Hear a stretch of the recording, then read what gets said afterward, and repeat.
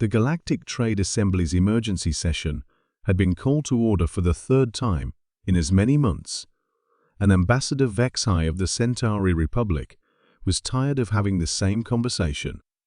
The motion before us, announced Speaker Zorith, her crystalline form refracting the chamber's lights into prismatic patterns, is the proposed expansion of the Earth exclusion zone from 50 light-years to 100 light-years. A wave of nervous chittering swept through the assembled delegates. The insectoid hive mind representatives clicked their mandibles in unison, while the gaseous nebula collective's translation matrices hummed with anxiety. "This is absurd," growled High Commander Draconian, rising from his seat in the Draconian delegation. His scaled hide gleamed emerald in the chamber's light, and his fanged maw twisted into what passed for a sneer among his people. "We cower before a single backwater planet. The mighty Draconian Empire bows to no one least of all these." Mammals. Ambassador Vexai's fur rippled with distress. "Commander, with respect, your empire has not encountered humans in direct conflict. The rest of us have learned." "Learned what? Fear?" Draxian's voice boomed across the chamber. "The Draconians have conquered 73 star systems. Our fleet is the most powerful military force in this sector. These humans bleed and die like any other species." Elder Mithras, of the Ethereal Collective, materialized more solidly, his energy form crackling with agitation. "Commander, please. Listen to those who have witnessed their capabilities. The humans don't simply fight, they adapt. They learn. They become something else entirely when threatened." But Draxion was already storming from the chamber, his heavy footfalls echoing like thunder. "The Draconian Empire declares its intent to test these Earth creatures ourselves. When we return with proof of their weakness, perhaps this assembly will remember what true strength looks like." The chamber fell silent. After a long moment, Speaker Zorith called for the vote on the exclusion zone expansion. It passed unanimously minus one abstention from the now empty Draconian seats.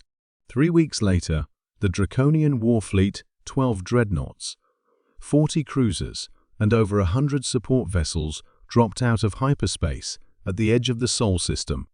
It was the largest military force ever assembled by the Empire, capable of reducing entire worlds to molten slag. High Commander Draxon stood on the bridge of his flagship, the Ember of Conquest, and studied the tactical displays. The system seemed almost pathetically defended: a few orbital installations, some scattered patrol ships, and the blue-green world that had somehow earned the galaxy's fear. "Open a channel to the planet," he commanded. The response came faster than expected. A middle-aged human woman appeared on the main screen, wearing what looked like a simple military uniform. Her expression was calm, almost bored. "This is Admiral Sarah Martinez, Earth Defense Command. You're in violation of multiple treaties by bringing a war fleet into our system. You have one opportunity to leave." Draxion's laugh was like grinding stone. "I am High Commander Draxion of the Draconian Empire. Your planet will surrender unconditionally, or we will demonstrate why 73 worlds kneel before our might." The human's expression didn't change. "I see. Well, Commander, you're about to learn why 74 is your ceiling. All ships, implement Pandora Protocol." The transmission cut. For a moment, nothing happened. Then, Draxig's sensor officer began reporting anomalies. "Sir, I'm detecting massive energy buildups throughout the system. The asteroid belt is moving." The asteroids were indeed moving, but not randomly. They were shifting into formation, revealing themselves as camouflaged weapons platforms. Hundreds of them, all turning toward the Draconian fleet, with the synchronized precision of a machine. "Impossible," Draxion breathed. "The energy requirements alone." His tactical officer's voice cracked with disbelief. "Sir, I'm reading fusion reactors. Inside the planet's moon. The entire satellite appears to be artificial."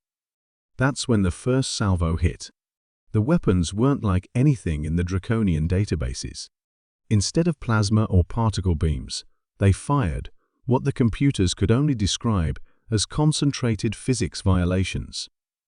Space itself seemed to twist around the Draconian ships, crushing hulls that had been designed to withstand stellar radiation. The ember of conquest shuddered as reality buckled around it. Draconian watched in horror as one of his dreadnoughts simply ceased to exist, not destroyed, but edited out of reality as if it had never been there at all. "Return fire. All batteries," he roared. The Draconian fleet unleashed enough firepower to glass a continent. The energy beams streaked toward Earth's defenders and simply stopped. The humans had deployed some kind of spatial distortion field that caught the attacks and held them in stasis. Then they fired them back. Draconian's own weapons tore through his fleet, amplified somehow to levels that made no scientific sense. Ship after ship died, victims of their own reflected fury. "Sir," his communications officer stammered, "I'm receiving a transmission from the human admiral." The woman reappeared on screen, still looking bored. Behind her, tactical displays showed the systematic annihilation of the Draconian fleet with clinical precision. "Commander, you're down to 37% of your force. This is your final warning." "How?" Draconian gasped. "How are you doing this?" Admiral Martinez smiled, and for the first time, Draconian understood why the galaxy feared these creatures. It wasn't a pleasant expression. It was the smile of an apex predator playing with its food. "Commander, we've been at war with ourselves for our entire history. We've fought with sticks and stones, with swords and guns, with poison gas and nuclear fire. We've killed each other with everything from fists to fusion bombs. Did you really think we'd stop innovating when we reached the stars?" Another wave of impossible weapons fire swept through the Draconian formation.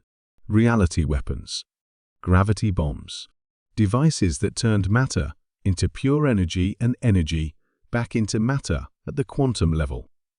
"Every species in this galaxy has one specialty," Martinez continued conversationally. "The Nebula Collective manipulates gases. The hive mind coordinates perfectly. The ethereals work with energy. But humans, we specialize in killing things that don't want to die." The flagship's hull began to crack as something ate through it at the molecular level. Draconian's bridge crew was already abandoning their posts, but he remained frozen at his command chair.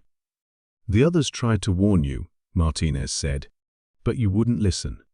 You thought we were just another species to conquer. You didn't understand that we're the species that conquered death itself and then weaponized it."